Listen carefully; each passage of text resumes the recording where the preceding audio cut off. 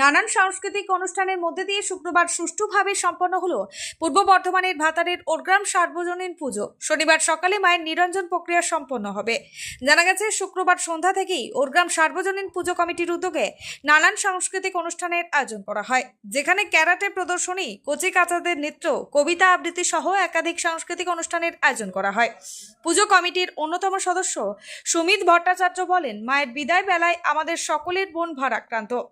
Police প্রশাসন, হিন্দু মুসলিম সহ সকল সম্প্রদায়ের মানুষের পূর্ণ সহযোগিতায় শান্তিপূর্ণভাবে শারদ উৎসব সম্পন্ন হলো।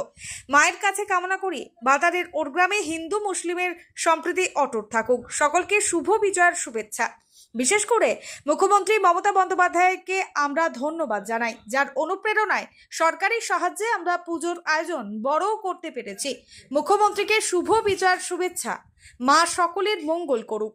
কি অনুষ্ঠান ছিল আজকে? আমাদের অনুষ্ঠান আছে গ্রামের ছেলে মেয়েদেরকে নিয়ে সাংস্কৃতিক অনুষ্ঠান। তার মধ্যে রয়েছে বিশেষ করে সেলফ ডিফেন্স, নিজেরা কীভাবে আত্মরক্ষা করবে সেই সবের ওপর ছেলেমেয়েরা তারা নিজেদের ক্রিয়াকলাপ দেখালো।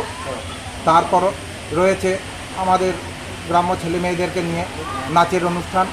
সেখানে আমাদেরই ঘরের ছেলেমেয়েরা, ছোটো ছোটো ছেলেমেয়েরা তারা নিজেদের পারফরমেন্স দেখালো। আর আমাদের তরফ থেকে কমিটির পক্ষ থেকে তাদেরকে উৎসাহ দেওয়ার জন্য যৎসামান্য উপহার তাদের হাতে তুলে দিলেন আমাদের কমিটির সদস্য, কমিটির সেক্রেটারি। আমাদের কালকে প্রতিমা নিরঞ্জন হবে, মন তো খুবই ভারাক্রান্ত। কতটুকু গ্রামবাসীদের জন্য করতে পেরেছি, এই যে প্যান্ডেল, অনুষ্ঠান, মাতৃ প্রতিমা সব কিছুর দিক থেকে জানি না, হয়তো কারোর ভালোও লেগেছে, কারোর খারাপও লেগেছে। সব কিছু মিলিয়ে মিশিয়ে তো একটা জিনিস তৈরি হয়।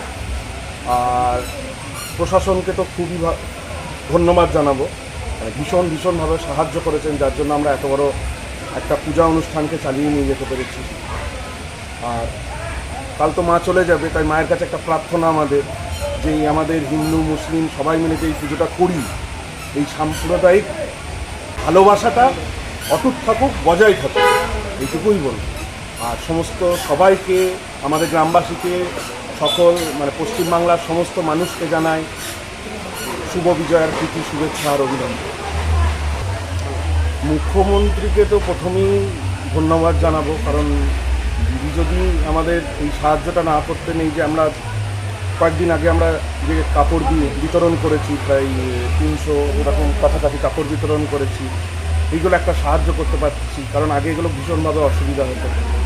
আরও বিভিন্নভাবে পুজোটাকে আমরা আরও বড় করতে পেরেছি, আরও সুন্দরভাবে করতে পারছি।